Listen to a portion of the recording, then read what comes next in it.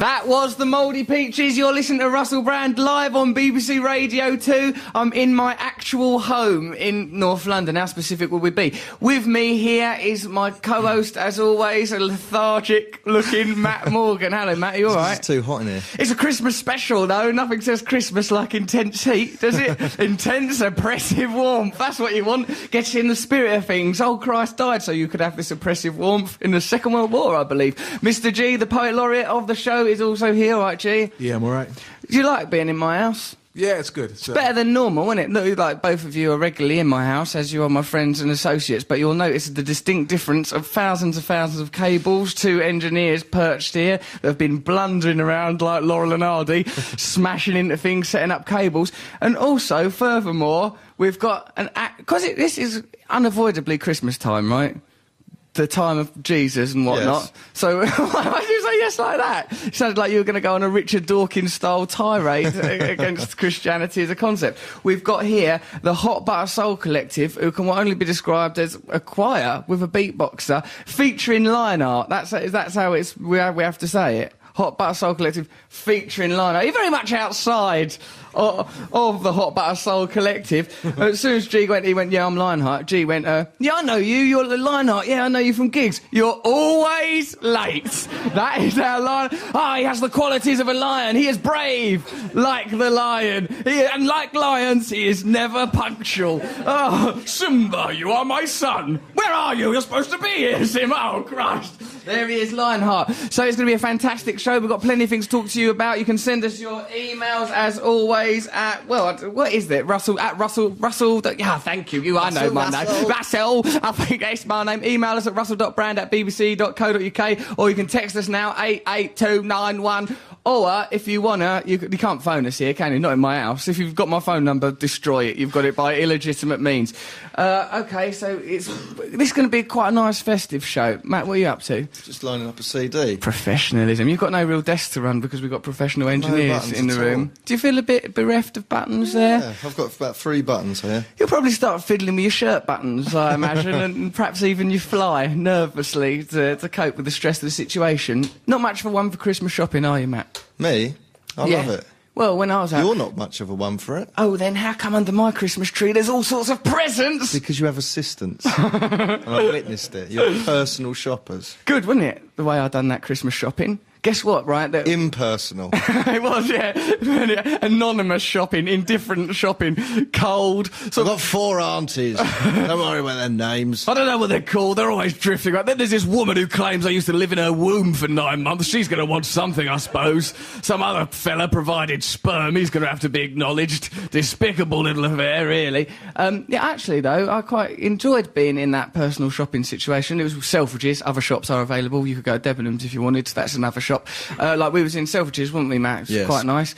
What, go on, you look poised as if you're going to start piping up. No, it was all right. It was just, well, I could see why you can't just walk around the normal shops. Why? Too famous. I've become too famous, haven't I, to go around a normal shop. It's frustrating trying to get anywhere with you. I like it. Bit of a chat with a stranger, why not? Nice, always the possibility of sex hanging in the air. Also, though, present, how old are you, Hope?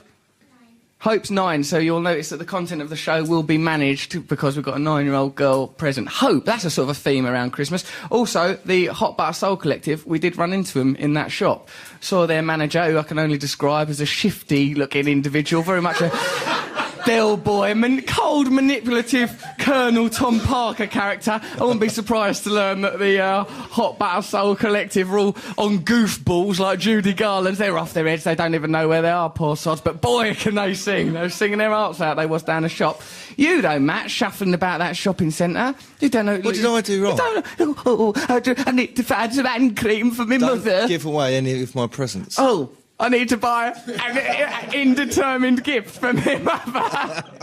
Hand cream. It wasn't even a hand cream. Was it not?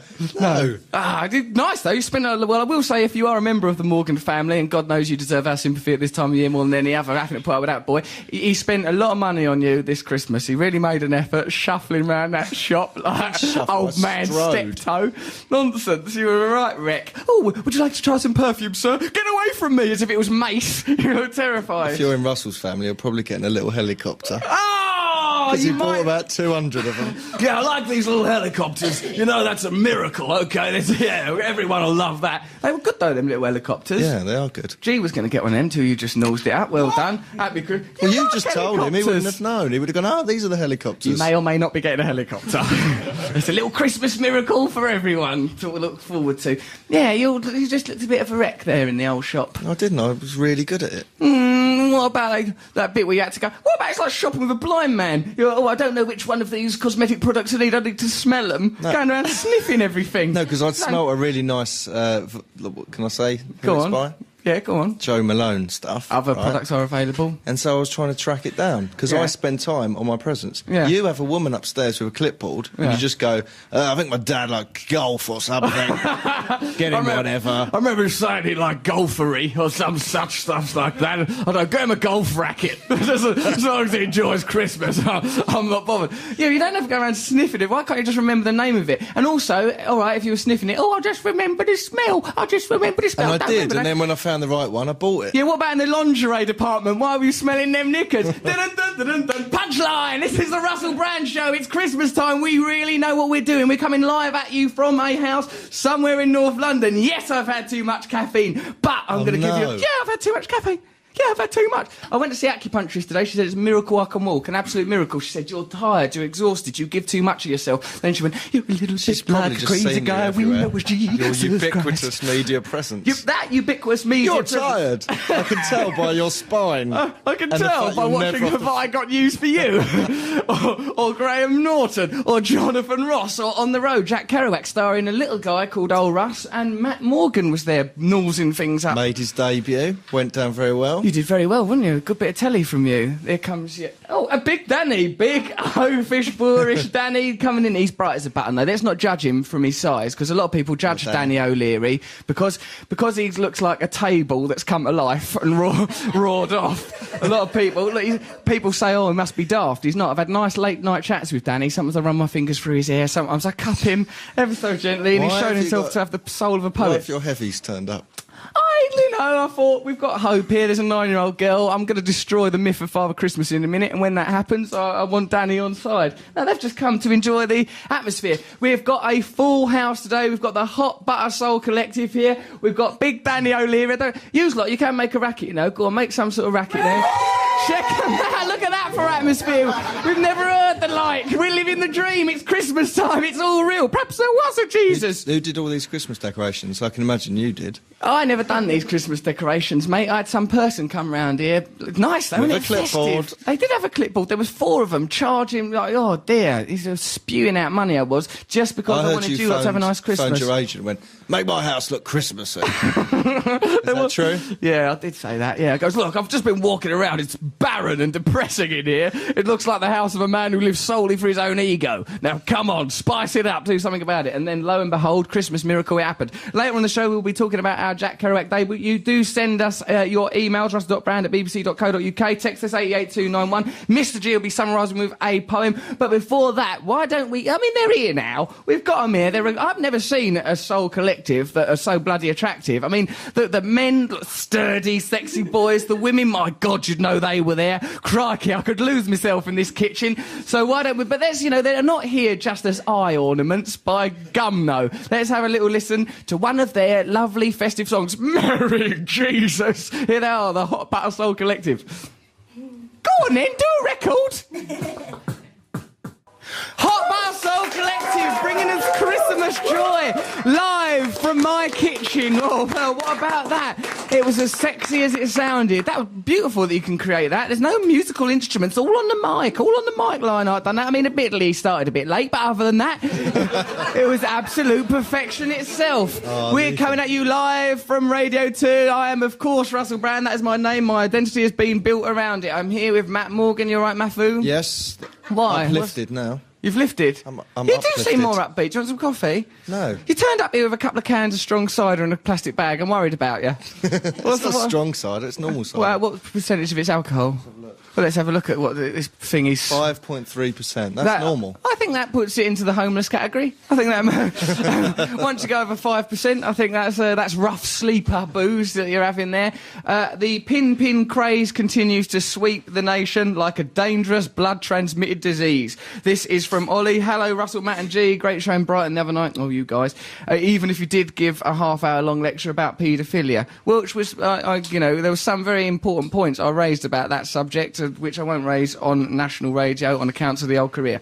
Just to let you know that me and my friends have developed a healthy yet equally juvenile alternative to pin. Instead of pricking your intended victim with a pin, we have simply taken to drawing on people's arms and shouting pen. People are striving, it seems, to find a safe alternative to this brilliant new phenomenon, aren't they, Matt? That's good. Do you think it's good? It's a horrible phenomenon. Yeah, well, listen to this. There's a news story. I was the here. original victim of pinning. Right, how do you feel as the original victim that your childhood slight has become a big bonkers craze, like the hula hoop on a lambada? There's an evil family tree coming down from me at the head of it, of people with pins going into them. You are very much the Charles Manson of pinnery. Of the family. Yeah, stood up there at the head of the family. This is by Marty Sharp from the Dominion Post.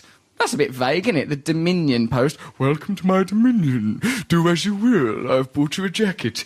A teenager who thought a bee had stung her found a 10-centimetre pin protruding from her bottom and a carload of laughing youths driving off. The 18-year-old was walking with a friend from Nuffield Ave at about 9 p.m. on Nuffield as well. Nuffield? Yeah, Nuffield. There you are. We just got our dinner from the shops. Should we go to the shops for our dinner? Why not? Where else would we go? A restaurant. Dinner down the shops. That's interesting. No, they mean they've just bought the food to go home and cook it. I don't think it becomes dinner till it's on the plate. That's just some products, some groceries, maybe some shopping. I don't think you can call that dinner. A bag of dinner. Microwave dinner. Well, that's not very healthy, is it? Get on with the story. I will, Matthew, but I just thought, a message of healthy eating wouldn't go amiss. It is, after all, Jesus Week. We turned to have a look. We heard a noise from a car coming up behind us. That's pretty normal, because a few cars these days are silent, except, I believe, Knight Rider. I believe that's still proven to be true. We turned to have a look at it, but as I turned, I felt a pain. I saw this needle sticking out the top of the right-hand side of my butt. The pin pierced her jeans and was buried 3 centimetres in her skin, causing quite a lot of bleeding. She pulled it out and went to her friend's home and to police. She's been tested for lots of various diseases. What these kids did might have seemed like a bit of fun. Well, yes, to me. It's horrible. Why? Well, actually, yes. Yeah, well, she's been tested for diseases. Well, I tell you what's not good is the person didn't say pin. Nowhere can I see the words pin. Can you open that door, please, Steve? Thank you. Well, I didn't see anywhere the words pin. If they'd have said pin and then stabbed them, well, what a lot of fun we've all had. I think it was a blow dart, wasn't it? Well, I don't know about that, Matthew. That seems a bit futuristic and possibly a bit James Bondy. I don't know if people have evolved to the state where they're blowing pins at each other. That, again, is a breach of the pin rules. As long as people stay within the pin parameters, i.e. go past someone very much like you, if not you, and pin you, then, but say pin first, that for me is a craze that I'm 100% behind. Although, do it safely and don't pierce the skin. Right, so I think that, isn't it? I've handled that in a very responsible About fashion. this paedophilia. All I said was, it must be awful. I mean, of course, paedophilia. All right, well, don't bring it up then. If you want me to not say anything, I'm just saying that it's just a shame that there's such a thing as paedophilia. That's my basic overview, but I've got a much more complex way of phrasing it. Instead of doing gigs. Pretty much, yeah. I thought a bit of your gig the other day. Hey, I only do preaching at the end. Oh, right. Okay. That's not the whole thing. I don't just go, thanks very much for coming, look inside yourself, find a divine light, offer love to all man, why don't we find a revolution? Some sort of David Icke lecture. It's not actually that well researched, although I do believe some people are lizards. E.g. Greedo from the film Star Wars. I'm very suspicious of him. He's a bounty hunter. Some of the new mutant turtles strike me as very fishy characters. Hey, I believe, guess what? I met the Spice Girls the other day. Oh, yeah. Oh, they're nice. Are they? They're really nice. Like, I mean, I don't know. I mean, because you think, the Spice Girls, because I suppose, it was ages ago, you've formed prejudice or something. They're lovely. Victoria Beckham. I've met two of them. Likes a laugh, ever so nice. I know you had to, well, I don't want this to sound wrong, but didn't you dog bowl Jerry Halliwell? Tell the story in full. No, I nearly killed her dog. Right, well, that sounds pretty much the same thing. How did it go? Oh, she came on MTV and her dog ate some, what's it called, Harry?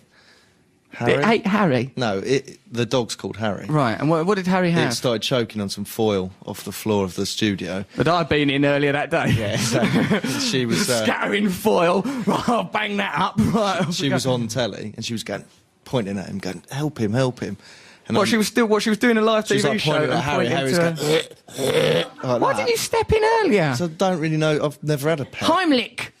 On a dog? Heimlich on it. That means you'd have to stand on its back legs. Yes. It'd be very weird. I just got over to her and I sort of went, I couldn't... That must have been helpful. You collapsed into a Ken Williams impression. You impression. have to put your fingers in its mouth and pull it out. Yeah, I didn't. It sort of floundered for a bit more and then she did it. Jerry came off. Yeah. She had to come off air and do that. Let me tell my experience of the Spice Girls. I managed to get through the whole encounter without wounding any of their pets. So immediately I'm ahead of you. Right. Because their pets all survived and there was no fracas or hullabaloo. Victoria Beckham, lovely. Really, really. Who's the leader? Who stood out as the leader? Difficult, really. They've all there seems to be an egalitarian society, much like the one that we'll have after the revolution, where everyone seemed to be quite equal. I mean, like sort of Jerry, Victoria, and Mel B. I think more pushy in terms of like if you're in a media situation, and Emma and Mel C are more sort of slightly more genteel. But I think that what I really liked is they did all seem to be genuine friends with each other and a bit saucy and a bit flirty.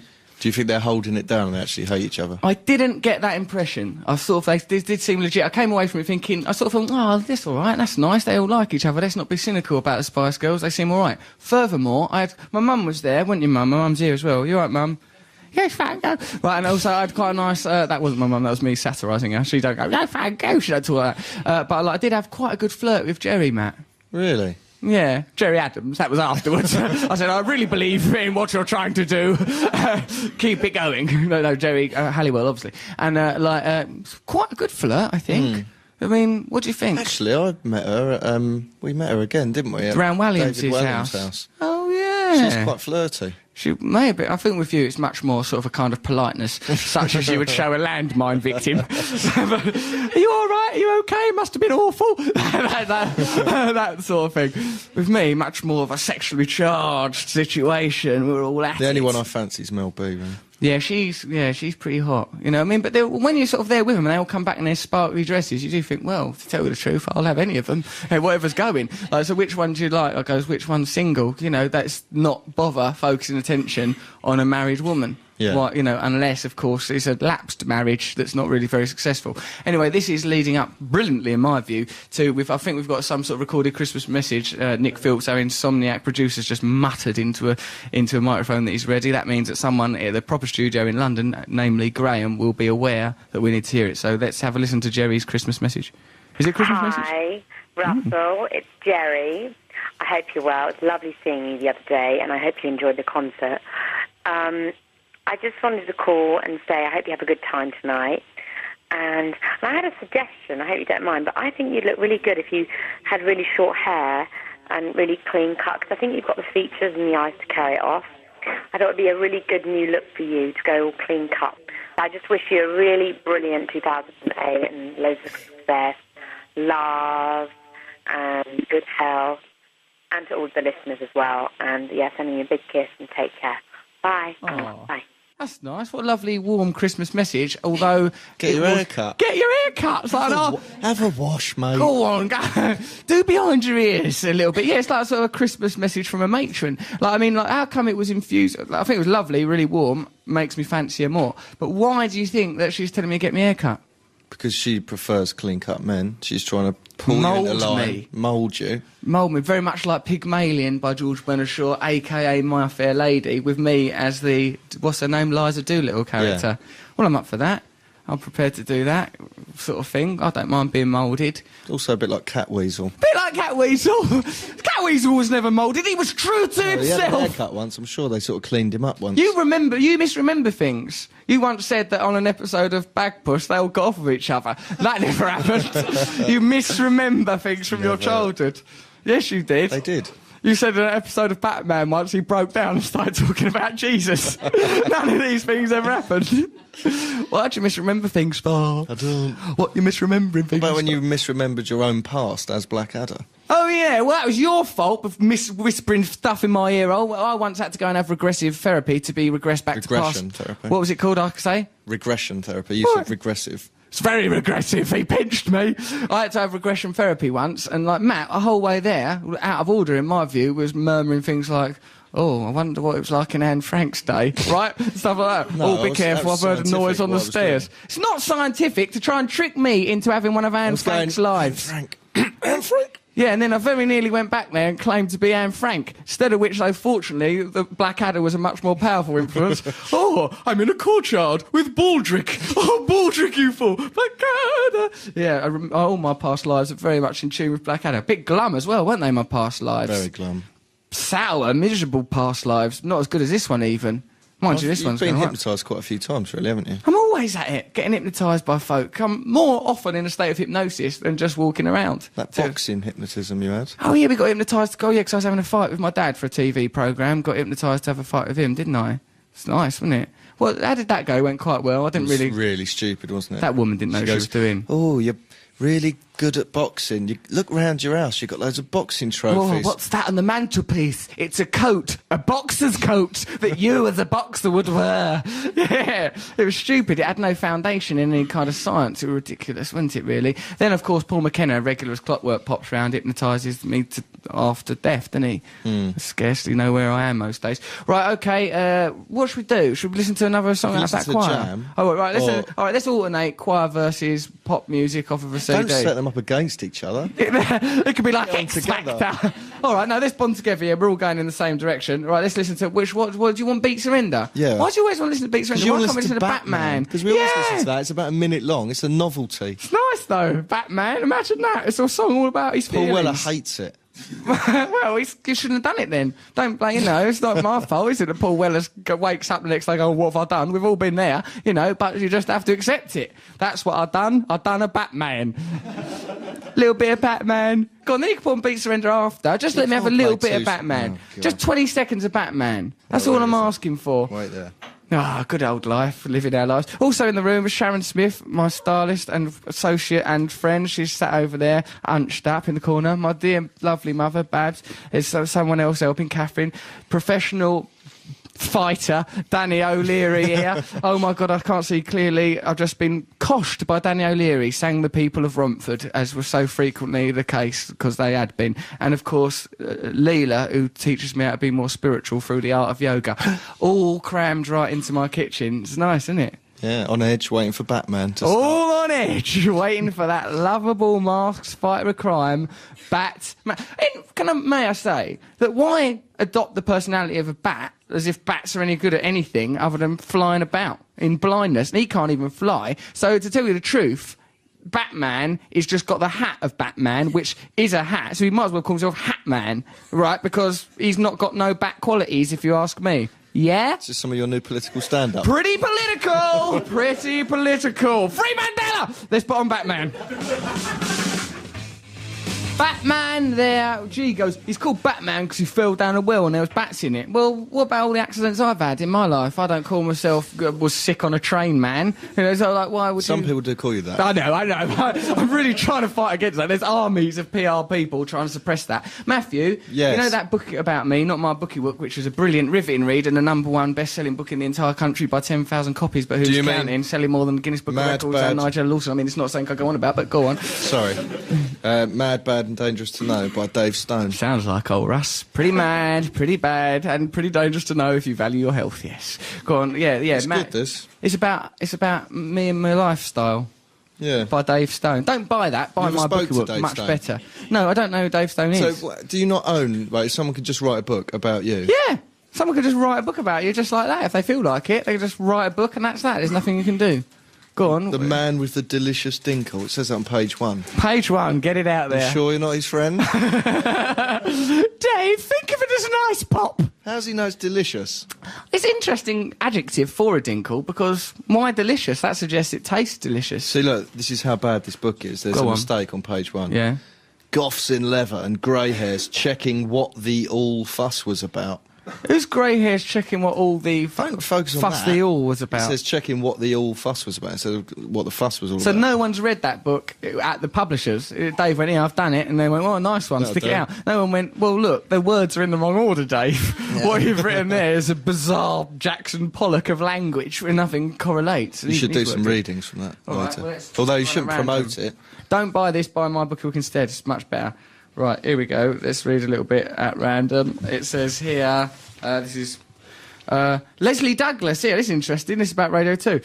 Radio 2 has a broad appeal, he said. My transfer is indicative of the direction the station is taking. All I can do is what I think is funny. Yeah, that's my ethos, baby. Leslie Douglas, who's our boss ultimately, and, you know, in a very real way, probably listening to this, drumming her fingers on the table, thinking about a breaking news over about a red sacking. button. Get rid of him! Leslie Douglas also waded in with her own view of what Russell would bring to the station. I'm sure Russell's new show will become a must-listen for Saturday nights. Russell established himself as a genuine radio talent on 6 Music and has done a brilliant job there. Radio 2 gives him a fresh challenge and a new audience. Although his blind loyalty to Matt Morgan and Mr. G could slow him down. Oh, listen, actually, this book's all right. It's no my bookie work, but by Jingo, this guy certainly knows a few facts. Well, we'll read some bits out of that, Matt. Find some things that you think are vaguely humiliating about me, and we'll get on with it. Okay. I'm looking forward to your family's murder mystery. Or yes. let me rephrase that. I'm planning to murder your family. No, I'm looking forward to that murder mystery dinner. Yeah, it'll be good, won't it? I'm a bit worried I've not got a good enough part. They sent through the invitations, right? The Morgan family, Matt's family, right? They've got a doctor and a medical-themed murder mystery evening. My character, Lance Boyle, which is obviously a medical pun, is 5th or 6th down on the invitation. You get a brief synopsis of your character. Mine's, why am I the 6th one down? I've been to drama school, unlike you or any of your family. So why am I not the lead? You've got to just come up to meet it. You've got to, you know, make the most of that No small character. parts, just small actors. Exactly, that kind of mentality. yeah. What part are you? I can't remember whose name. Oh, I suppose you're not bothered. I suppose you've not been researching it. I suppose you've not been fitting drips to people, shaking your head somberly, giving people 6 months to live, even though they've just popped in to have a toenail removed. The risk is, with murder mysteries, there's quite a few, like, filler characters who just... Right. After the second round, you realise nothing they say matters. Really? Really? You sort of think this person's just filler? Yeah, they're one of those people that doesn't matter. What I like is that your sister's boyfriend one year got so immersed in the character of an East End gangster that he had to be physically restrained and told to stop swearing at you. Oh yeah, someone's going to end up getting proper mugged off. I'll have you all right. Just Jamie, stop saying that. That's my mum. I love her. Went bonkers at Christmas. Yeah. That's lovely. So, well, I think Those are the risks. Yeah, can we make sure that he's cast as a relatively innocuous, perhaps a bedridden, comatose patient? Yeah, I don't want him rearing up he'll his be own suppressed. quarters. Don't have him as an anaesthetist, Your mum's pinning coming us too, to as death. well. Mum, have you received your invitation? What? You're not top of the list. You don't know how to act. I remember when I had to play games with her when I was little, she was rubbish. She didn't know even Farmyard. Some of the easiest games there are. It was a shambles. Farmyard? Yeah, you know, go, oh, welcome to the farm, I'm the farmer. Come on, we've all been there, haven't we? It's not Animal Farm, Farmyard. It was okay, it's all safe, it's all above board, it was all legit. What you looking at? You all right, Matthew? We have got here Hot Butter Soul Collective. Don't have a name that sounds so much like some sort of dinner then. Hot Butter Soul Collective, they're at the end of the table. Let's sprice them right up all nice, get them to sing something. Right. Firstly, I would like to thank Jerry Halliwell for that heartwarming Christmas message, and I'll probably get me a cut when a film role demands it, which is surely simply a matter of time Would you? now. Yeah, if I get to play, I can't every part I play. Oh, and this character's got a ridiculous haircut. You know, what if he's a lawyer? What if he's a, lollipop lady? Who's to say? Would you get a skinhead? Would you shave your head ever? G's got a skinhead. I'm not sure I'd like a skinhead. I know for a fact that I don't know if I like the shape of my head. You never know until you shave your head what it looks like. I don't think I'd like the shape of it. I think it might look a bit elephant man-y. A bit cashew-like. It's not like a cashew. The back of it goes out too far. The back goes out too far? That's because I'm so bloody clever, mate. That's all information up there. It's like an American football. It's not. What happened to that American football that we had from the Kerouac thing? where is Someone's that? robbed that. We had, me and Matt Tony was on doing Dungy, the coach of the, what were they called? Philadelphia Colts Super Bowl winning team. He gave us a signed American football Someone's nicked it. A lot of people are amazed that we touched the Super Bowl trophy. We ran off with it. I was going to nick it. But that's like an amazing thing. That's like touching the World Cup. Nice. I'm planning to do that one day when I'm a big girl. Right, OK, shall we listen to this Hot Butter Soul Collective then? Yes. Why are you called that? I don't know. You don't... It sounds good. Just call that. Hot Buttered Soul is the name of an Isaac Hayes album, says Mr. G. No, that's Hot Buttered Soul. Yeah, but no, he says that, but you can't say the letter D distinguishes you. No. E.D. Yeah, E.D. I love you, E.D. E.D. I gotta say D. Right, OK, why don't we listen to the Hot Butter Soul Collective now, and then me and Matt are going to go on what can only be described as a trip round my house. Yeah? Oh, yeah, good. we're going to go round. You can comment on my lovely Christmas things. Excellent. Remember how nice I am to orphans? Yes. Right. Are we allowed in your bedroom? Yeah, if you want to look at my bedroom, mate, it's a palace of opulent wonderment, isn't it? That's where the magic happens, as they say. You put your things away. What things?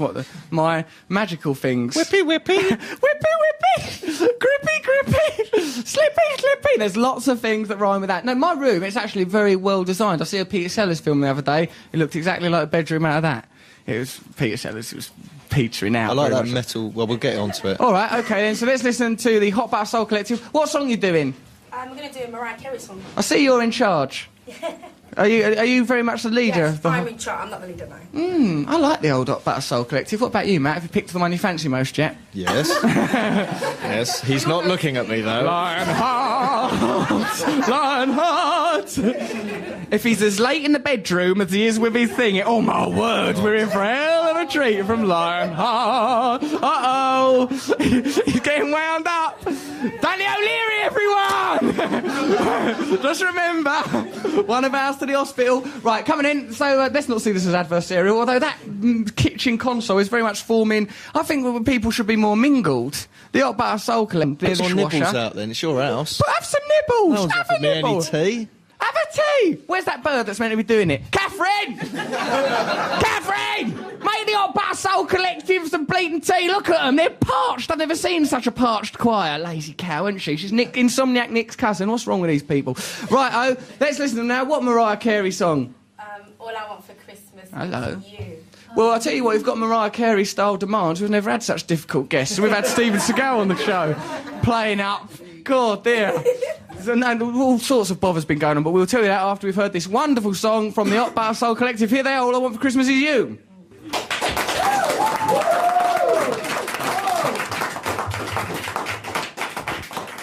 That was the Hot Butter Soul Collective. We're upstairs now, me and Matthew. You do like it up here, you're right. Can everyone hear us? Can we hear each other?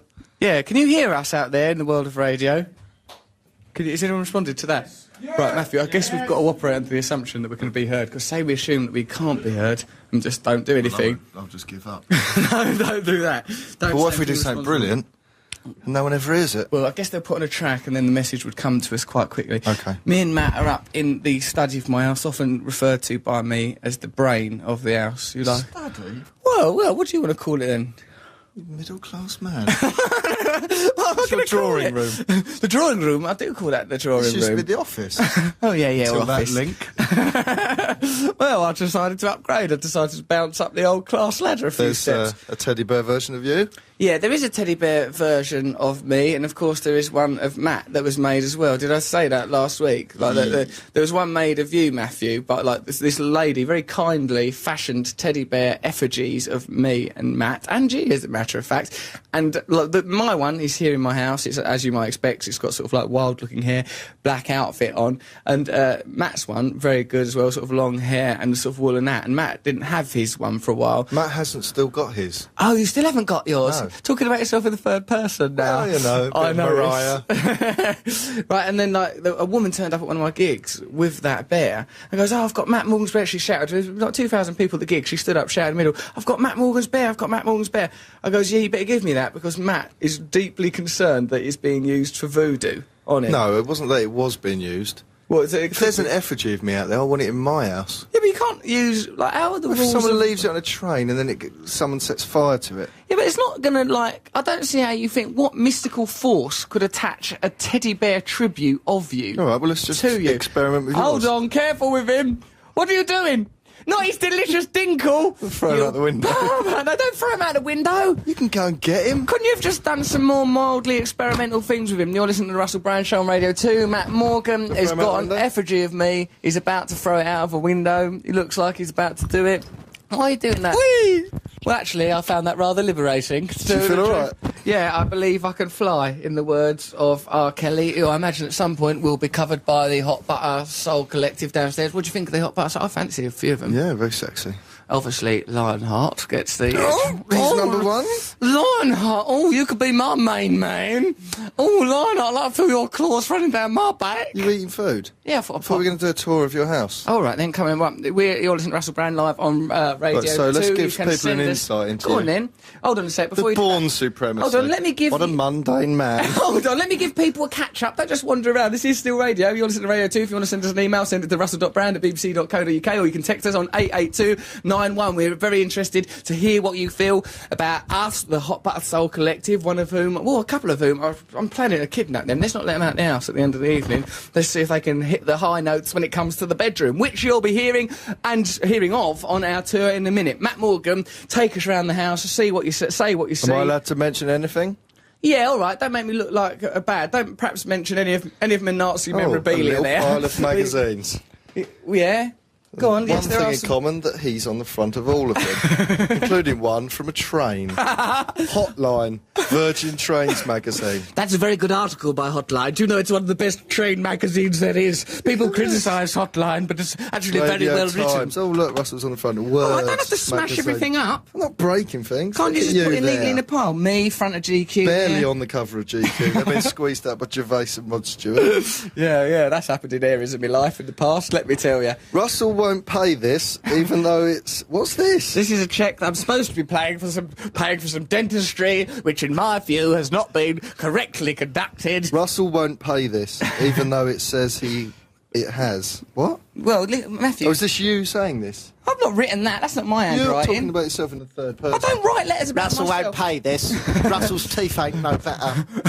Russell don't see the point in paying for that dentistry. Russell's teeth still hurting. Russell pretty angry. Come and walk round my Christmas house. You won't find nothing over there. That's Walk just round my happening. Christmas house. Well, look at all these Christmas decorations. Russell's beautiful monthly flowers. planner here. Have I got news for you?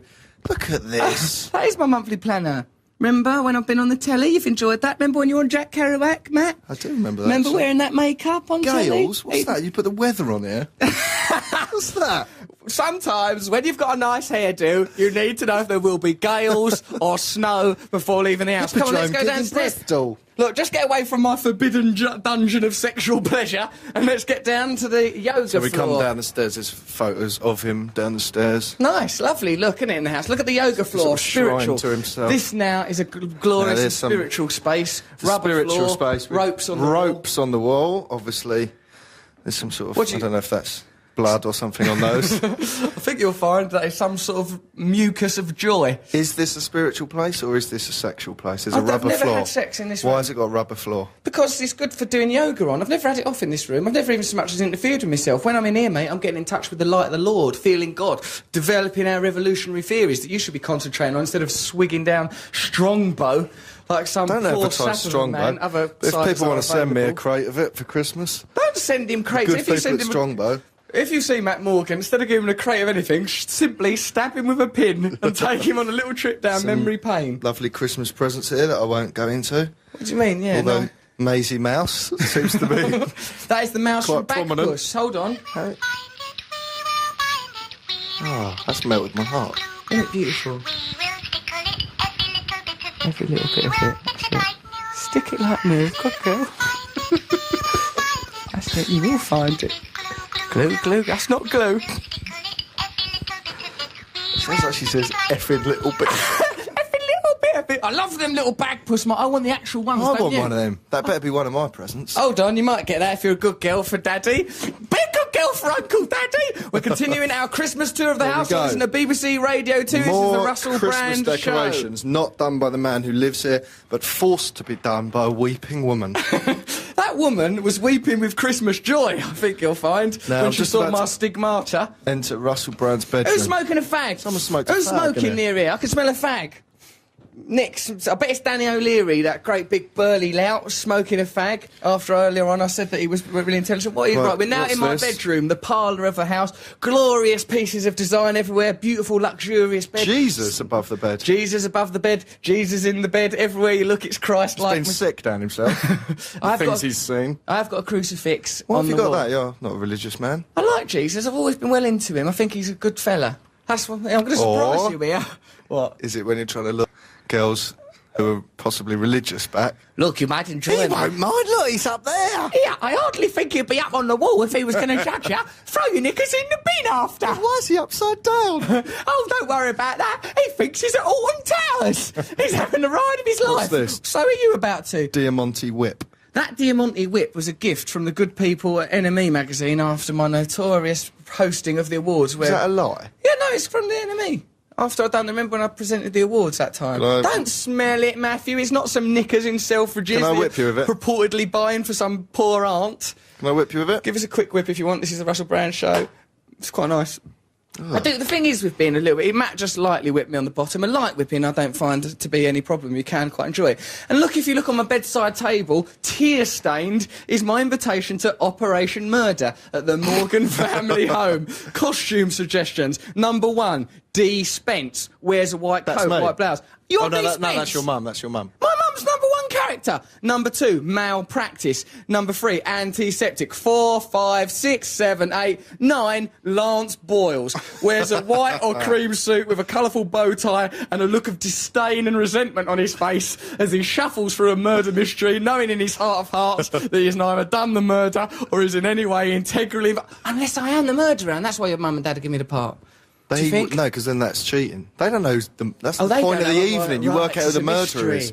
Yeah, that's the mystery part of the murder. God, I don't Fair think enough. there's ever been anyone there with such an ego.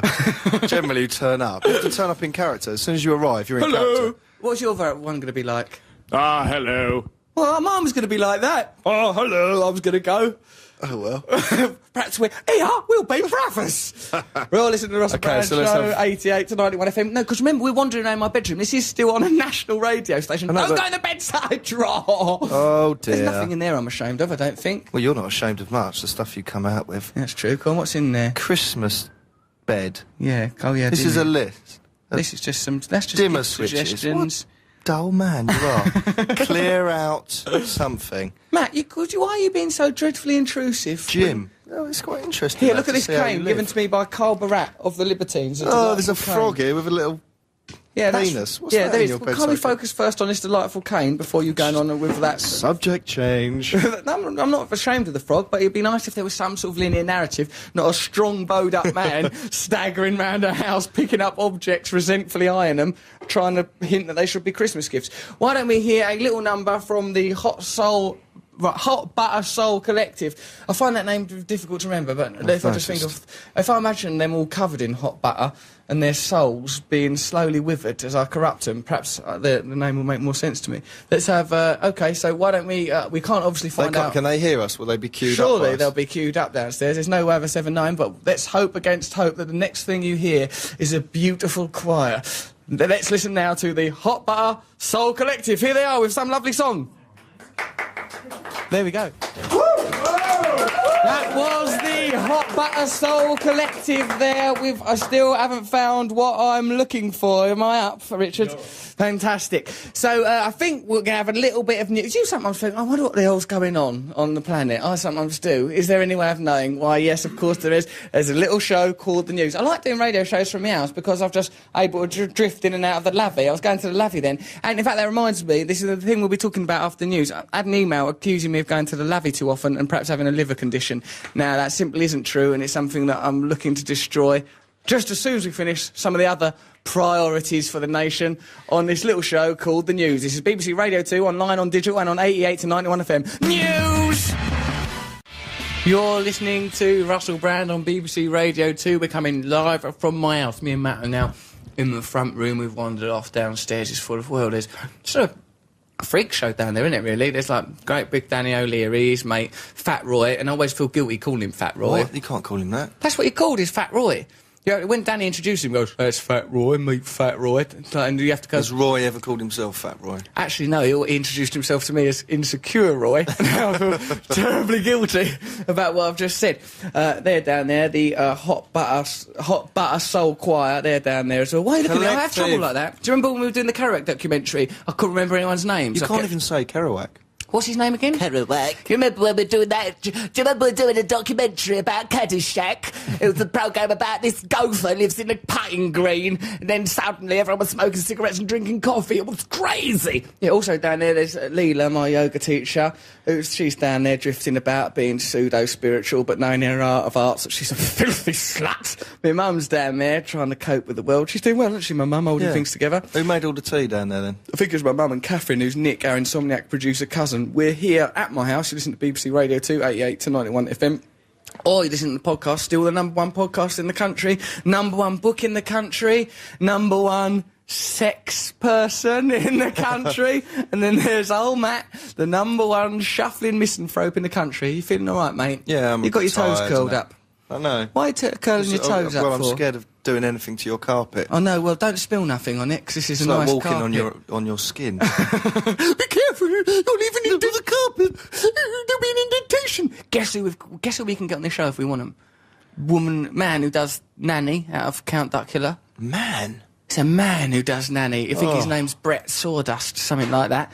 Imagine that. So later on we've got Brett Sawdust, the voice of Nanny out of Count Duckula. you'll get it. That's Oh, a you'll man. get it. Ducky Poos from That's a the man. David Jason vehicle Count Duckula. Kinky little world. Before we went into that saucy little news broadcast, which I won't be cynical about because obviously we don't know what was in it, I was talking about, we had this email, Matt. See what you think about this. See what you make of this bit of information, Matt Morgan. And those of you at home, you might like to email us or text us, russell.brand@bbc.co.uk, or you can text 88 to 91 FM. This is from Sarah or Sarah. You're never quite sure how to pronounce it because Noel Gallagher's girlfriend, name is spelled S-A-R-A, but you've got to say Sarah. I know. And this one, Sarah, is it Sarah? Is it Sarah? Potato, potato, tomato, tomato. I mean, what's right, what's wrong, you know? I don't think Sarahs have ever got an H. I think they're always Sarahs. Right. What? Sarahs have never got an H. I If there's don't an think H, so. it's a Sarah. But if it's S-A-R-A, we don't know Could what be, it is. yeah. It's a world of mystery, it's a world of intrigue. Dear Russ, says Sarah stroke Sarah, I'm writing to express some concern about your bladder. You had a wee in a bottle when you were doing Live Earth. Then on I didn't do that, did I? I had a migraine, as I've got No, tonight. you did, wouldn't know, I would you? think, in the OB truck. Oh, yeah, I did do a wee in a bottle, yeah. Then on stage in Croydon, you did a wee in a bottle. And then again on the phone to Richard Dawkins, the eminent evolutionary psychologist and atheist.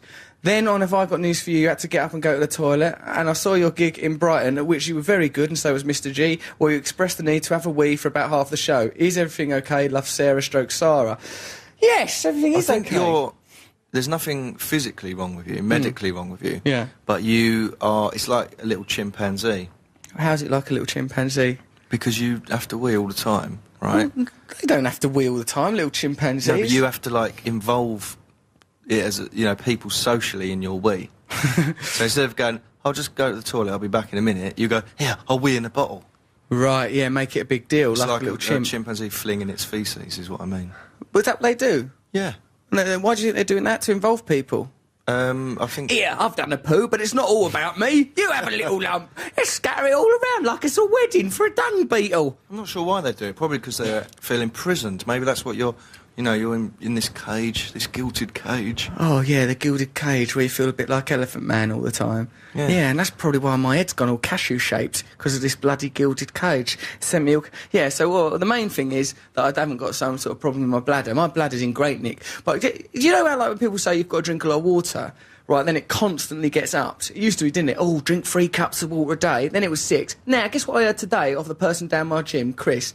6 litres. That's not true. How are you going to drink 6 litres of water in a day? You'd have to have it intravenously. Because in the past, there's no way, unless you lived on a stream.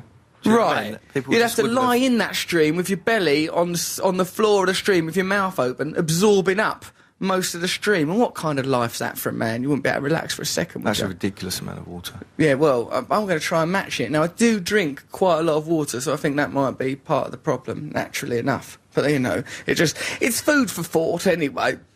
Guns and Roses, says Brandy. Dear Mr. Morgan, says Brandy, I've got a story about Guns and Roses. A karaoke. This is from some American newspaper. Welcome to the jungle prompts police call. Karaoke can be scary, but threatening. A school custodian's impromptu after-hours karaoke performance prompted a police response when a teacher thought she was being threatened over the loudspeaker. State police say the teacher at Boo Free School barricaded herself in the classroom Wednesday when she mistook the singing of Guns N' Roses over the public address system for a threat. She mistook that for a threat. Can't mistake a record for a threat. But who has backing music on a threat? Yeah.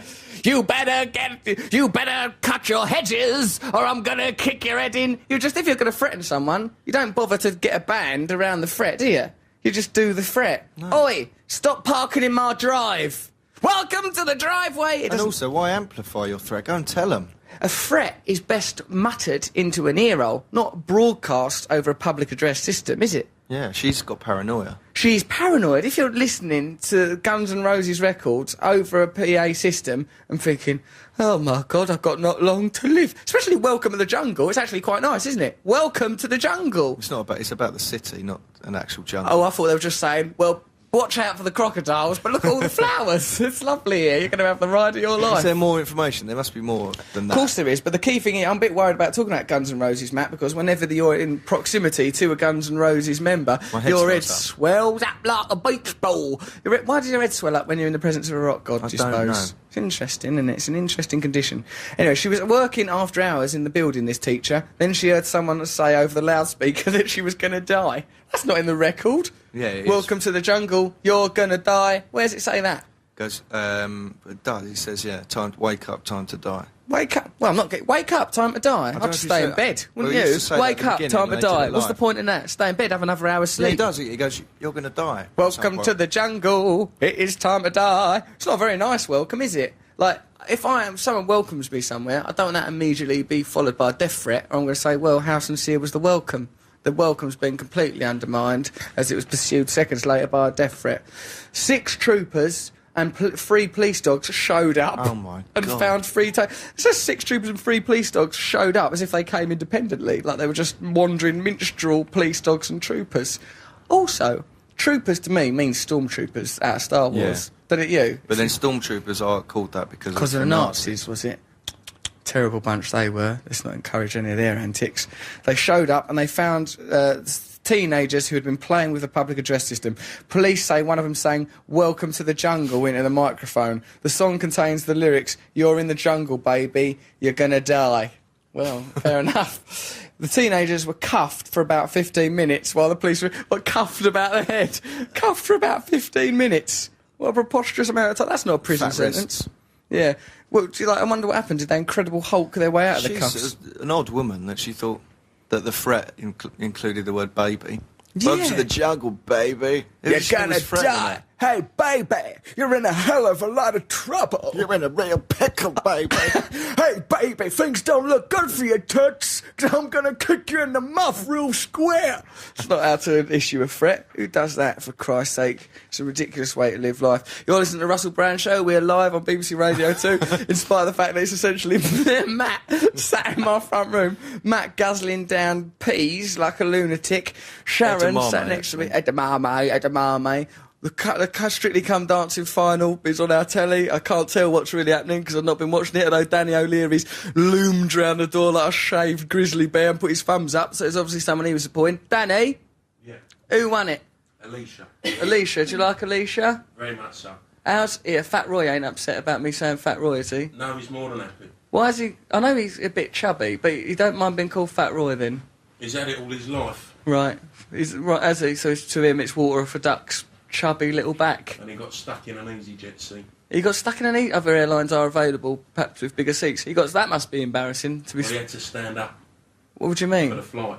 He had to stay stood for a flight. That's against everything flying stands for, isn't it? To have to stand there and knowing that you were stood there not because you were a sky mark. Oh, God. Oh, Fat Roy's bowled in. Right, may I say how svelte you're looking this evening? Thank you. Welcome to my Christmas home. You're very welcome to be here. Thank you very much. That's not a threat, by the way. Oh, that's okay. Welcome. I wouldn't threaten either of you, you great big lovable oafs. Do you not mind being called Fat Roy? I have no choice. Right. Rotund would be a more polite. And there's alliteration there. Rotund Roy. Rotund Roy's coming round. Rotund Roy, he's a little chubby fella, he's a lovely fat boy, it's Rotund Roy. Cuddle his tummy and make him kiss you, rub his belly with talcum powder, it's Rotund Roy. So, you know, I think that is better. From now on, that's what we'll be calling him on this show. Listen to Russell Brand on BBC Radio 2, sat in my front room with Hope, who is a 9-year-old angelic child. Come, let's have you on to mix things up a little bit. Come over here, darling, you all right? Yeah. Right, is there anything... Right, what's it like being a 9-year-old? Fun. It's fun, why? What happens? Well, mostly I'm an only child, so I get loads of presents. I was an only child. It's all right, isn't it? Don't nod because you're on radio. You've got to respond. This kid knows nothing about dead air and broadcasting. So, what sort of games do you play? What sort of games do you play? Do you make your parents play games with you? No. Why? What do you do? Play on your own? Yeah. What sort of things? Come on, Hope. Just like drawing stuff. You just like drawing stuff. Tell me an example of some of the things you've drawn lately. The Mighty Boosh. You've been drawing the Mighty Boosh, have you? One of my chiefest rivals. Now, you bet that... I love them boys, actually. Noel Fielding is very much a friend of the show's, constantly on this radio show.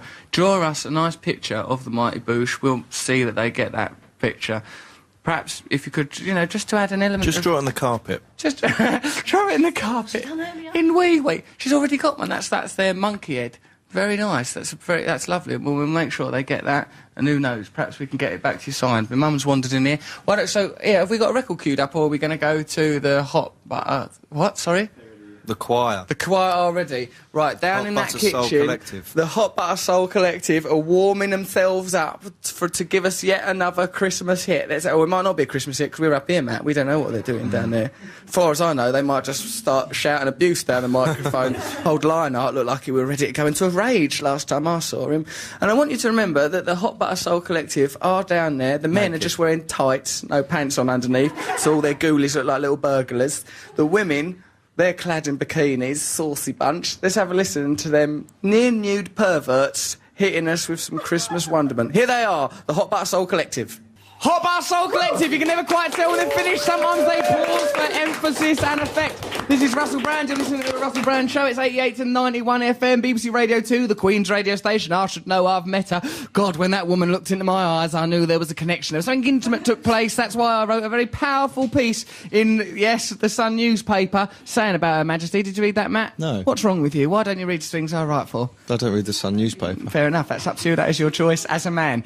We've got a very special person on the phone. It's a friend of the show, without whom we would all be very much at a loss. It's Noel Gallagher. Hello, Noel. How are you, mate? You all right? Merry Christmas. Right, coughing. Merry Christmas to you as well. Nice to hear from you. You okay? No, it's nice What to are you hear from doing? you. Not the other way around. Well, yeah, it is actually, because it's not nice to hear from you, because you're a miserable, curmudgeonly hater. No, I'm fine. How are you? You all right? How's Matt? More to the point. He's all right. He's I'm just all right. sat moping about. You know when he goes all sulky in teenage? He's a bit like that today. He's in that sort of vibe. What's going on? over?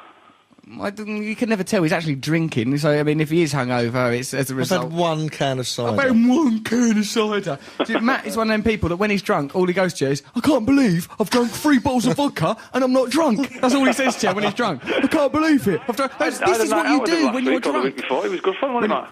Yeah, it was good. When you went to Led Zeppelin, That's right, yeah.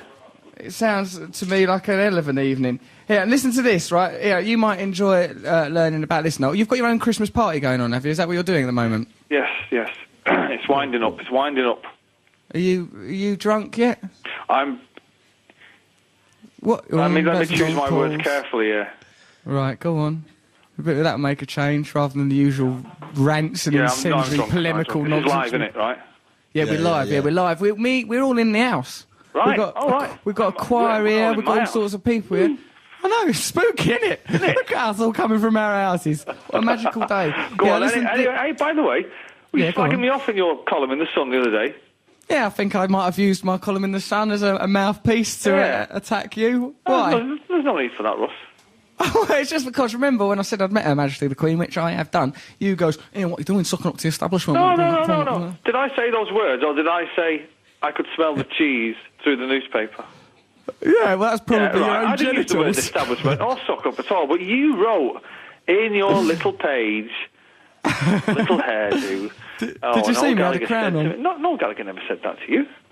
Yeah, well, you said something. You sent me a text message that said something like, "Oh, look at you! I can smell the cheese coming from." Yeah, it was something along those lines. And I said, "I seem to remember you." No, I with never. Tony I watched Blair. your programme on Jack Kerouac the other night. Good, isn't it? It was quite good. Hey, what do you mean quite good? Why have you put a qualifying quite in front of the good for? Well, because the bit where you and Matt stood on the streets and you're kind of going, oh yeah, but there must be something better than this for all these people. Do you know what I mean? It's like, oh yeah, the revolution. Yeah, the revolution. Yeah, trying to get out of bed. Yeah, the revolution. Yeah, but it's all quite. I find things that are all quite vague, though. Do you know what I mean? That there must be something like what? Like I know, like Jack Kerouac went on his mission across America to find the real America, but don't you find that quite vague?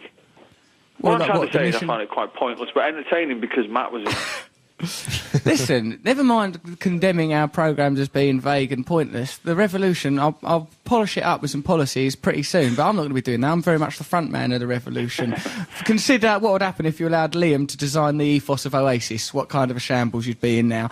I'm very much the person up the front of the revolution. What would Oasis be like? If Liam designed it. Yeah, it would be, wouldn't it? It'd be purple, where people would be confused, there would be sporadic and consequential violence. How's the show going tonight? Well, this radio show, yeah, it's been good. We're doing it from my house. He's a bit mad, because like me and Matt have been wandering around, right, just talking, and you sort of forget that it's a radio show, because it's just me and Matt wandering around my house. No, there's a bloody great big choir, there's a beatboxer, G's here, there's people assisting, my mum's here, yoga teacher, a 9-year-old girl, Fat Roy, or Rotund Roy, as he's been renamed because he found that hurtful, Big Danny O'Leary, our bit of sexy muscle, tart with a heart tile character, wow. 2 girls that I met in Selfridges. You got all those people in your flat? Yeah, it's not a flat. I've got a nice house, haven't I? It's not a flat. Well, how many bedrooms has it got? Well, then I've turned all the bedrooms into dungeons, but it's got 9 dungeons, so just to give you some idea of what sort of thing goes on here. Here, listen to this email we've recently received. It's from a person claiming to be called Katie. Hello, Russell, Matt, G, and everyone else in the kitchen. Russell, when is your date with Jerry Halliwell? There's an update for you, Gallagher. Get that down your neck. You've got a date with Jerry Halliwell? Well, it's on the cards, is what I'm saying. Right. Obviously now it's about to be ruined by you, but it was a possibility until about 5 seconds ago. What would she do that for? Well, I think because I find her interesting and sparky, she'd do it because I'm a charismatic torpedo of love, all full of ingenious schemes, like a modern-day William Blake. Got a notion of power and a sort of a emotion lake. There you are, that's why. He's not going to let you have sex with her. I'm not saying that it would necessarily lead to sex, Noel, but it would almost certainly lead to an... Hey! Some say sex addicts, some say sexy cavalier. Sexy addicts. That's... Sex addict. You say sexy cavalier. That's right. There is some contention, but nonetheless, there's 2 voices there, very much at odds with each other. So let's not be polemical here. Jerry Halliwell. Well, yeah. Keep me informed, won't you? Yeah, I will do. I will. I mean, some how's that come about then? Well, I interviewed the Spice Girls. I found them to be very charming. Victoria, I thought absolutely lovely. All of them nice. Yeah, I interviewed them for Radio 2. For Radio 2. I didn't just do it from a scrapbook. It was a professional thing backed by the BBC and licence payers' money, and money well spent, if I may say so. What was your first question to them?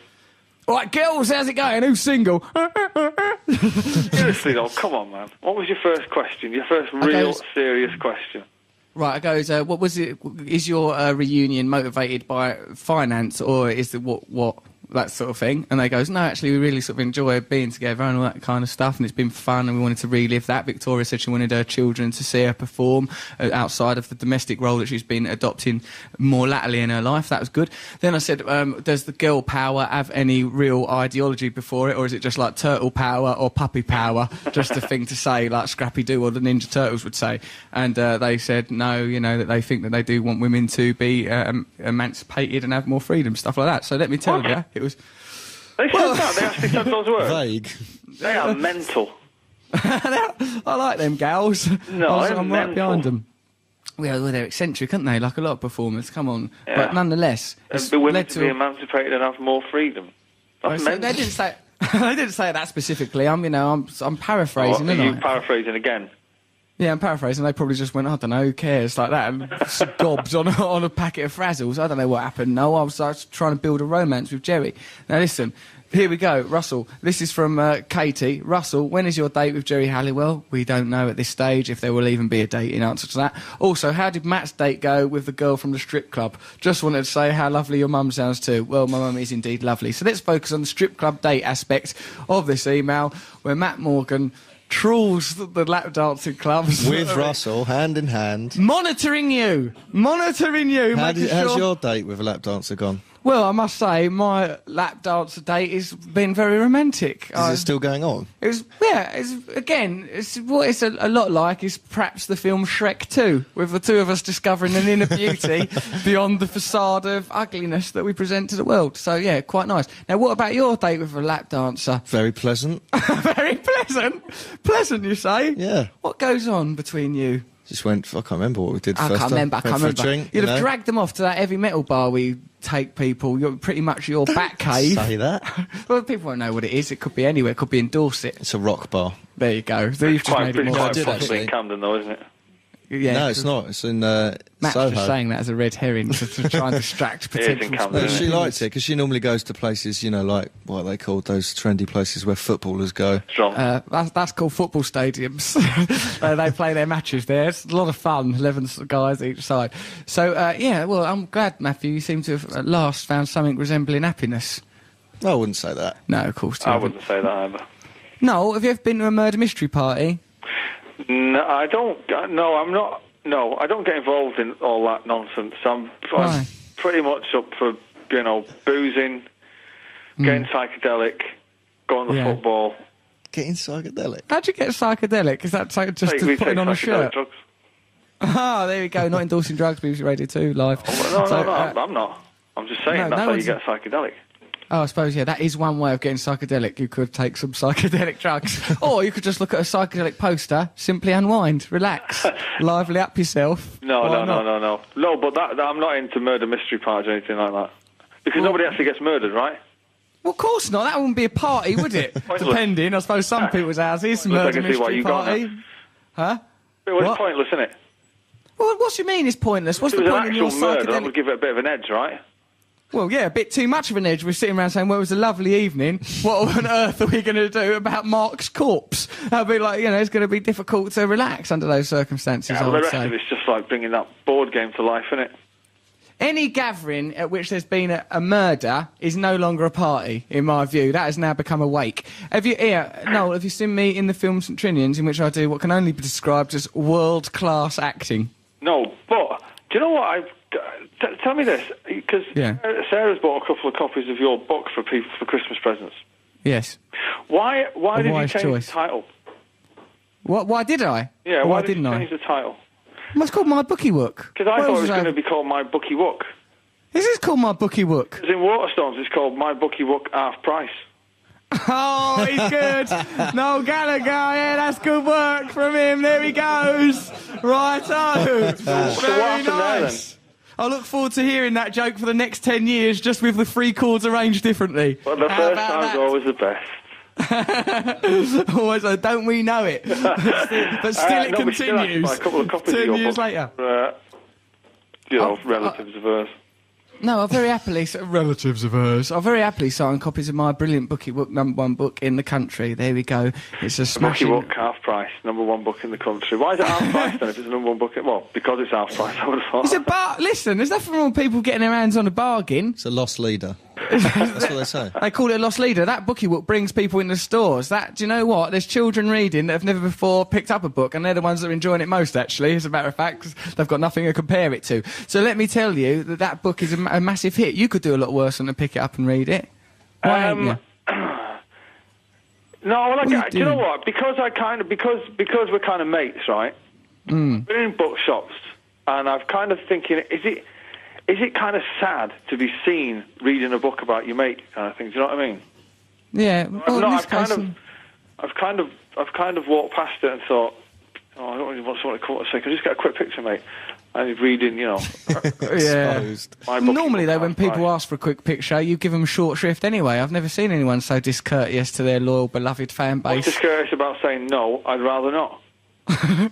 Well, I suppose the blunt denial of a simple wish that could bring joy to your fellow man. That's all would right. be- Can I get a quick picture? Well, that's the question, isn't it? Can you? Yeah. No, is Say no, it the... would be 4 hours. You're like, I just can't, I can't. Oh, no, no, press the big one. Press the big red one. No, the red one. I'm really Hold sorry it down, about hold it down. that. Yeah, I'm really sorry about it, and I'll do one. Yeah, I know. But whereas me, I'll pose for photos hour after hour, quite Yeah, but for often you, it's not taking going my to last top long, off. is it? Hey, now then. I've been Guess at I'm it for making... nearly, Right. I don't know, 15, 16 years now, so I'm... You I know, we've all been very patient. Now, what I'm saying is that they're making... The bookie book's being made into a film, I'll have you know that. What about that for an exclusive by a respected, brilliant English filmmaker, starring as It's himself... going to be called My Bookie Book straight to DVD, is it? Oh, you're fine, my DVD. It's going to be called My Bookie Book, the film. Yeah? My Filmy Wilm straight to DVD. You're a cruel, cold, manipulative, vicious... I know, but vindictive man. Sarah keeps saying that to me. She says, why are you always giving it to him when you get on the bed? I said, he loves it. He loves it. We do our proper respectful chatting on the telephone, don't we? We go, so have you been, Ross? You been all right? Yeah, how explicit can I be? Well, as explicit as you want. You know, we do all that on the off air, don't we? Yeah, that's right. It's nice to not... It's like where me and Matt do our psychedelic stuff off air, you know, whereas on air we're quite respectful to each other, but... And by psychedelic stuff, you mean the two of you on a rug kissing, smearing body paints. I just recall We did the other hold night hands, at actually. the Led Zeppelin gig just being... Yeah, I did hear that you held hands at the Led Zeppelin gig. I got him into the after show by saying that he was my boyfriend, and the guy that got us in didn't even bat an eyelid. He went, "What, him? All right, in you go." Always saw that coming. I'll say that's because we as a nation are just waiting for you to come out, which reminds me of my new item, gay, which we will be doing a bit of later. If you are gay, or even if you ain't gay but have got a gay-related issue, I can help you with that. Perhaps Noel could... Have we got our jingle for gay? 'Cause he's got a very good jingle. Noel, perhaps you could stand the line now that you've come out finally as a gay and help our gay listeners with their very gay problems. But firstly, to establish that the item is happening, here's a jingle. Hello, welcome to my new item, Gay. This is from Sam Jones, claims to be from Rutland. I was talking with my friends in the sixth form and I was shocked to find out that a lot of them assume I'm gay or bisexual because I make jokes about being gay. I wouldn't mind if I were gay or bisexual, but I'm not, so it presents a bit of a paradox. I don't want to change the way I behave because of other people's opinions, yet at the same time I don't want to be viewed negatively or risk lynchings or pinning. I wondered if you've ever experienced this situation, Russell, or especially you, Matt and Noel, who come across as such gays. I would ask Matt, but I suspect him of being entirely gay, so his advice would be biased. That's from Sam Jones, Rutland. Well, I would say that if anyone wants to pin you solely on the basis of you being gay, give them the pin in their life. Gayness is a glorious gift from God. And as for lynching, I think them days are long behind us. Celebrate your gayness. Although you're not gay, become gay. It'll make the whole thing easier to resolve. Noel, have you got any gay advice? Just enjoy it while it lasts. Yeah, that's pretty much your advice to everyone on every topic, isn't it? Well, Enjoy it forever, while does it it? lasts. Yeah, I just noticed one of the Hot Soul Collective moving over to my birds. Oi, Lionheart, get away from my birds. Have you got an actual girlfriend? What? Have you got an actual girlfriend? Is now? a powerful like a proper word. one, a real one. Of course I haven't. Don't be absurd. It's What do you mean by ridiculous, bird mate. then? You've not got like a parrot in there, have you? No, I just got, sort of lady companions. Your escort for this evening. Very much that, my escort for this evening. Although she isn't an escort, I'm keen to stress. And I how don't is believe Brian? so. he seems quite upbeat about something. I've never seen him so excitable. Okay, Noel, unless you've got something to contribute to this glorious rate. Well, they're still talking, even though I've buttonholed him on the issue. Get off my birds. Play with your choir. Come on, for Christ's sake. I don't know what's wrong with these people. Right, they keep mooching over at my salt. Lionheart, he turns up here late. I've never seen behaviour quite like it. Mr. G tells me he's got form in that area for constant lateness, and this goes on now, this sort of business. I wouldn't mind, he's not even properly in the choir. He's the beatboxer of the choir, whose full-time job is essentially stuttering. That's passing that off as a living. Now, Danny's oved into view with the incredible instincts that have made him so highly prized to the team. Okay, so, right, Noel, my darling man, have you got any other welcome additions to our radio show? No. Or are you going to go back to your psychedelia? Going back to my party where I was in mid-flow there, I was kissing someone goodbye. Well, lovely. You go back to... You shouldn't be in mid-flow while kissing. Do have a lovely evening. Give my love to Sarah, and hopefully I shall see you over the Christmas period. I'd enjoy that enormously. Happy Christmas, Matt. Yeah, give him a kiss. Happy Christmas, Noel. Happy Christmas. Happy Christmas. He said that like resentfully to me, didn't he? Just everybody in the studio. Oh, no, he's saying happy Christmas to everyone, although a lot of them ain't got cans. There he goes, Noel Gallagher there, perhaps this show's longest and most noble friend. God bless him for that. So, what are we going to listen to now? Something a bit more Christmassy? It's a random CD. It was on top of the CD player. Well, it could be anything. I think it's by Jeffrey Lewis. All right, stick that on. Jeffrey be Lewis, he's a anything. talented It's a man. risk. Bang him on. Let's take that risk. Here he is, Jeffrey Lewis. We don't know what it is, but we know it's Christmas. That was Noel Gallagher. Listen to Russell Brown on BBC Radio 2. That was Jeffrey Lewis. We don't know what it's called because Matt says it's a random CD. Perhaps you can tell by looking at it. Can you? Meanwhile, you're listening to Russell End Brown. Result. End Result. There you go, by Jeffrey Lewis. It was all right. I enjoyed it. It seemed Yeah, quite it's an quite upbeat, nice message, wasn't it? Sort of had Christmassy. it was Christmassy. Had a very positive message, I think. Goodwill. Yes. You're right, mate. Just saw you go over there and separate people. It's all fun at Russell's house. Right, okay, Don't come go near over, my have a pint. birds. Don't talk to them. Don't. Listen, Matthew. Society is organised in certain When a ways. human beatboxer talks to some women I like. Right, Matthew, you don't get to this position in life by tolerating nonsense from human beatboxers. If I'd bowed down and taken it from every human beatboxer that's come my way, Killer Keller, I put up with a lot of his rubbish for a little while, but then he popped one too many syllables near what I can only describe as my ladies, you know, and then it got rough and tumble. I've got to say it. We've got some lovely emails here. This one's from Joe Haddo, and he's talking about the issue that's been gripping all of us here in my house today. Why is Fat Roy so abusively named when I'd call him Twinkle-Eyed Roy, because he's got a lovely set of peepers on him. But actually what his suggestion has been, dear old Joe Haddo. Joe Haddo's a weird name, eh? Joe Haddo. Joe Haddo. I don't know, it just makes me think of Joe Shadow, a type of fishman coming to life, sort of an amphibious creature. Joe Haddo. That's what just makes me think of that. Or a type of a sauce that you might get with sushi. Would you like some Joe Haddo, sir? For a snappier nickname, why don't you call Fat Roy Roy Tund? Right, like Rotund. Yeah. Roy Tund. Okay, would you like that?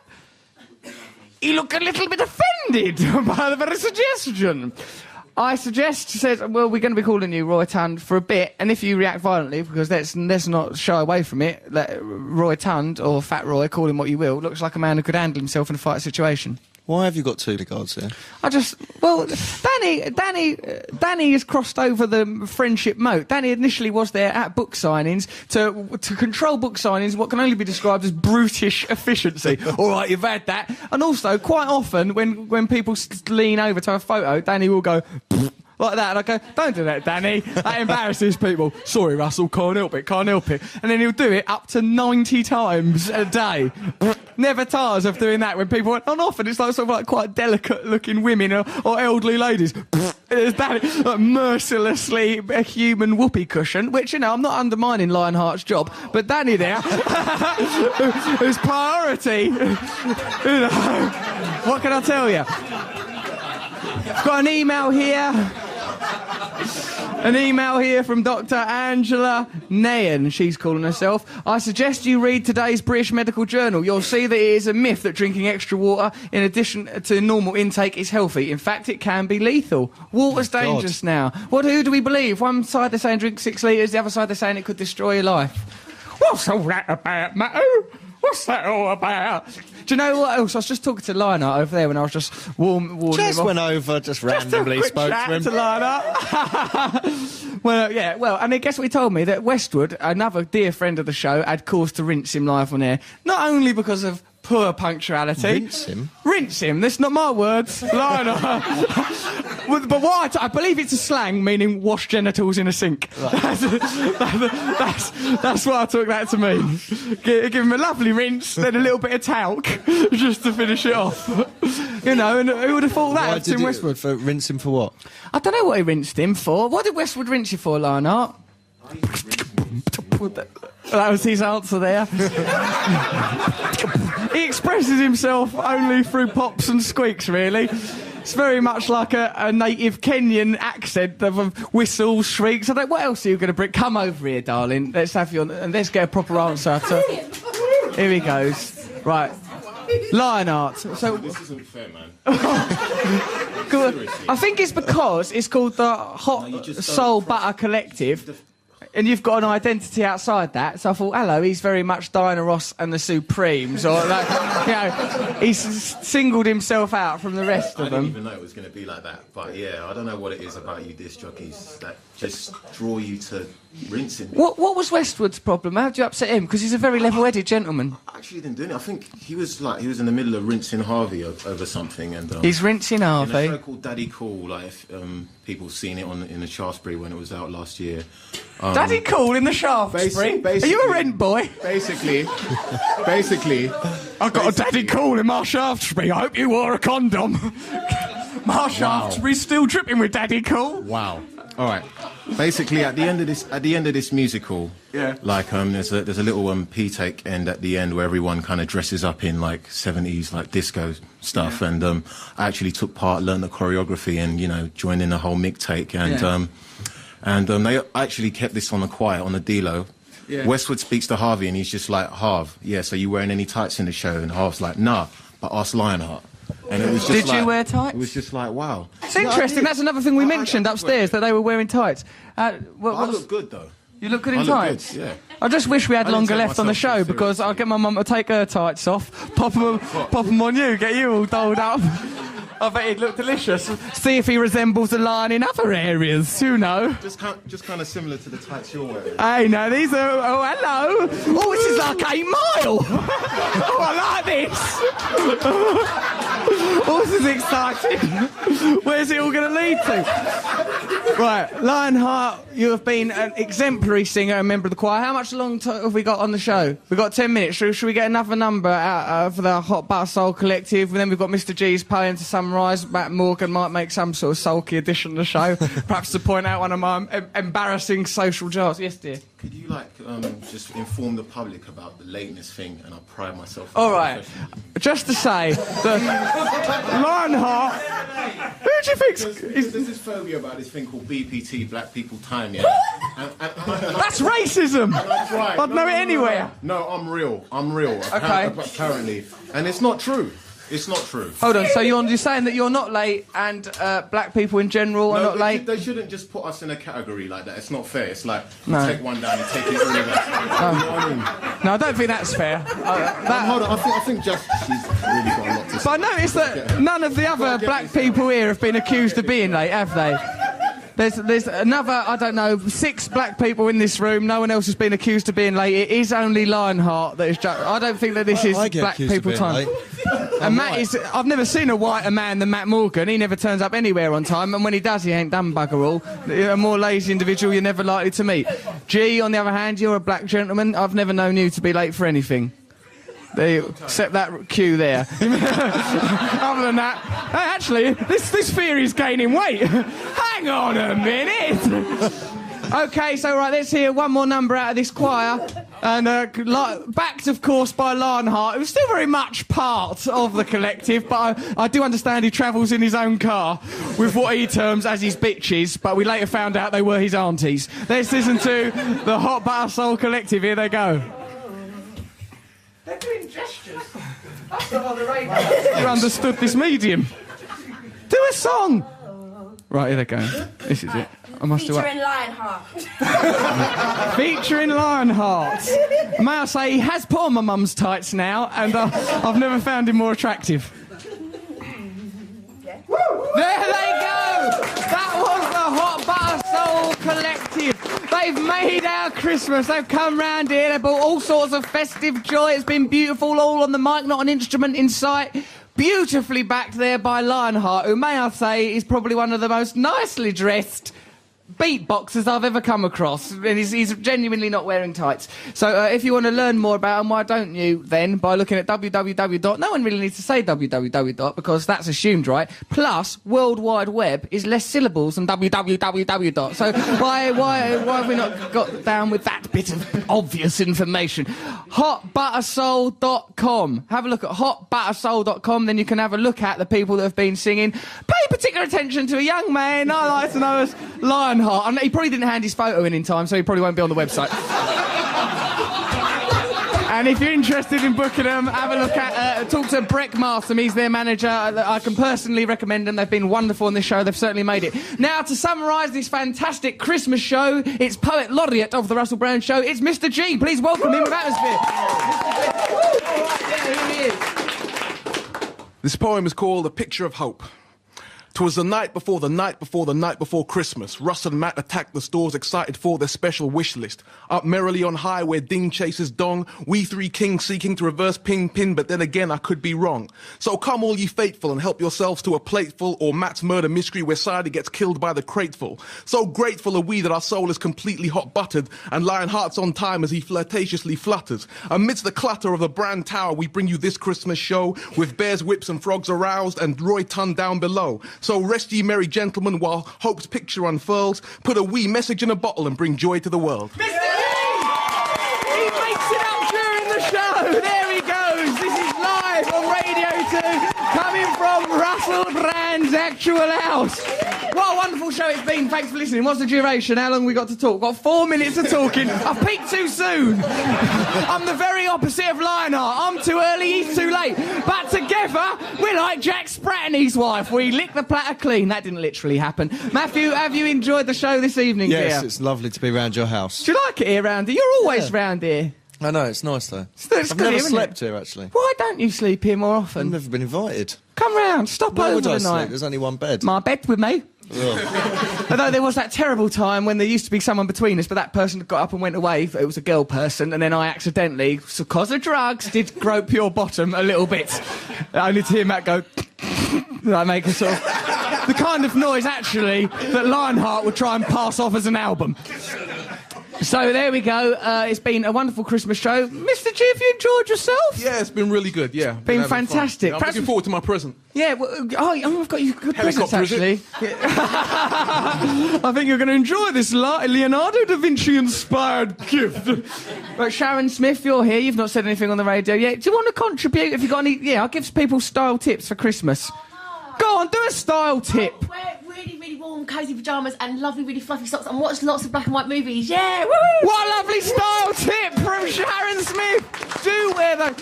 Danny, have you got any fighting tips? Say you were getting a Christmas fight with a yobbo or something. What would you do? Go on, Dan. Don't be shy, you great, big, beautiful brute. Oh, hello, Danny O'Leary is now coming towards us. Hope, a tiny child, he's nearly crushed underfoot. Danny, any Christmas tips? Well, Danny, don't be silent, the bleeding radio. Yeah, No real genuine ones. I mean, actually, you are quite friendly, other than when you do them fart noises that embarrass people. You've been very professional, and I've really enjoyed getting to know you, Danny, not just as a friend, but as a lover. To feel the caress of your mighty palms over my nimble bottom, it's really lifted the year for me. Mum, have you got any little Christmas messages for anyone? Oh, Ma, have a lovely Christmas. You stupid cow! You've ballsed up the whole of Christmas. Roy Tund, any messages to add for the people of Great Britain? Her Majesty the Queen, I happen to know, is a very great fan of this show. What would you like to say? Christmas is a time for feasting, and hopefully that will for me and nobody else. Nothing like... Roy! For God's sake, have a salad, you big brutes. He's a gorgeous character. I wouldn't change a thing about any of these people. Well, 1 minute left to go. I can do this all night. This is literally me doing my job in my house. Why don't you read that quote? All right, which quote, Matthew? After that. After swine. What, my own quote? Ah. All right, this is from the book by Dave Stone, Russell Brand, Mad, Bad and Dangerous to Know. Not as good as My Bookie Book, a brilliant, top-selling hot potato of a book. Here we go, this is from Dave's book. Britain hadn't heard of Russell Brand in the first half of 1975. How could it? He hadn't even been born yet. That's true of everybody. What ridiculous. And then look at this, how it carries on. This is really inappropriate writing. What Britain did know about was the IRA. What's it doing a connection between those two things? You're the antidote to that. In many ways, I've bought peace everywhere. It does say that. What? I've bought Goes on, peace? A little IRA bundle of joy bombs, popped. Bader Meinhof, the National Front, and the Cambridge rapist. It was pretty dark, grim stuff. Then on Wednesday, 4th of June, a bundle of fun popped out into this fun-free zone. A comedian was born. His parents, Barbara, Babs for short, that's everyone called Babs, Ron Brand, named him Russell Edward Brand. So even as the Cold War rumbled on and Liz Taylor and Richard Byrne considered another remarriage in their interminable are they or aren't they relationship, the world got just a little bit brighter. And that flame continues to burn. It burns for all of you this Christmas. May I wish you actual love, whatever your religious denomination is, you know, it could be anything, I ain't bothered. Christmas for me just means, you know, I suppose, Matt, Christmas is all about togetherness. And, well, this must be our 11th Christmas together, must it? Do you reckon? I don't know, we've known each other ages. Well, what I'm trying to say is I'm sick of the sight of you. Yeah. That's what it boils down to, basically. Hope you've enjoyed this fantastic show, live from my actual house. Hope you enjoyed the podcast, you listened to that. Matt Morgan is now swilling down booze, knowing that his professional obligations are over. Obligations that he has scant regard for, even at 9 o'clock when the show begins. You are doing a show from your own house. Is that the wrong attitude? Thank You've you, Noel changed. Gallagher, for your... Yes, I suppose so. Thanks, Noel, for your lovely contribution. He's brightened up the world as well. Hope, well done. You were very good. You wanted to say the name of Jimmy Jett. There you are, Jimmy Jett. That name has now been said on the radio show. Thank you, everyone, for listening. Thank you very much to the Hot Soul Butter Collective. There they are, livening up all of our Christmas. What a wonderful and unified world it is. Now I think it's time to see what the hell else is going on this dirty little circle on a little show we like to call... Hold on a minute. No, there's that bit I have to do that I always forget. This is BBC Radio 2, online, on digital, and on 88 to 91 FM. Here is some news. Boy, I love you, Boy.